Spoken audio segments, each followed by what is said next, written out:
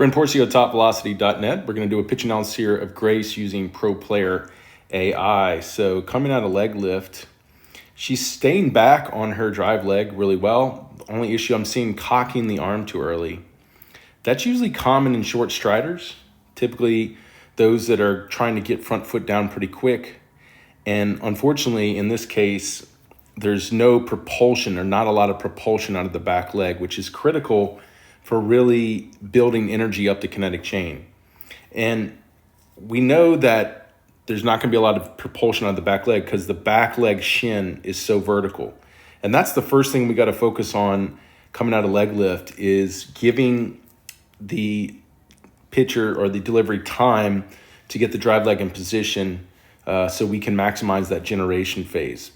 But you can see Grace gets her front foot down here, and then this is where things really start to accelerate. And really you want the energy pretty much peaking at this point as opposed to front foot down ready to peak the energy. So we can see in the summary here, or the kinematic sequence, the first line we're going to look at is foot plant. If we put the marker at foot plant, we can see the pelvis rotation it's good that it's above the torso rotation, but it's really, really slow. There's really not much acceleration of either the torso or the pelvis. So the good news is the pelvis is closed. You can see the glove side's not pulling yet. So that's good news. It's just we need to be able to get the hips to be rotating and accelerating at this point. If we move forward as we move towards maximum external rotation, we can see the torso quickly jumping ahead here. And then it looks like about right at this point, just before maximum external rotation, as we can see here on the video, this is where the hips and pelvises are peaking, and they're peaking together. This is where the pelvis or the torso should be well above the pelvis. And what is happening is after foot plant, you can see Grace is tucking her glove hard and peaking both the pelvis and the hip and the upper arm together. We want to see a sequence of acceleration, like a whip. We want to see the hips accelerate before the torso accelerate before the arm. And we're seeing, specifically in the upper arm, we're seeing everything peaking together, okay? So there is a delay. The arm lays back really good. So the one thing that does delay and sequence well is the arm. But the problem is that can put a lot of stress on it because that's really where most of the energy is being built. We want the energy already being really built between the hip and torso, and the arm is just the last movement to funnel that energy to the ball. So if we look at the angles of the trunk here, we can see the trunk, the forward flexion of the trunk going into maximum external rotation. We can see the velocity of the trunk is actually going down.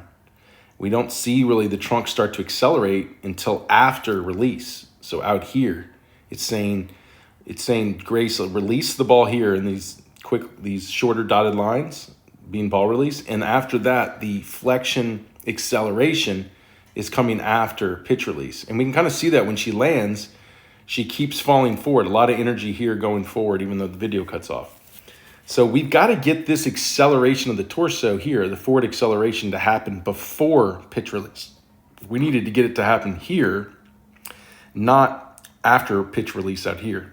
And that's because we talked about she put down the front foot, cutting off the generation phase, the propulsion of the back leg, and then therefore everything happened too late. We saw everything peak together, and then we saw the forward flexion of the trunk accelerating after release. So all this, we need to get this in before, because ideally pitchers, they peak their trunks before release. If it's interesting, if you look at the difference between hitters and pitchers, hitters peak their rotation after ball contact. Pitching, elite pitchers peak their trunk acceleration before pitch release. Now we saw that in rotation, and we're just not seeing it in forward flexion.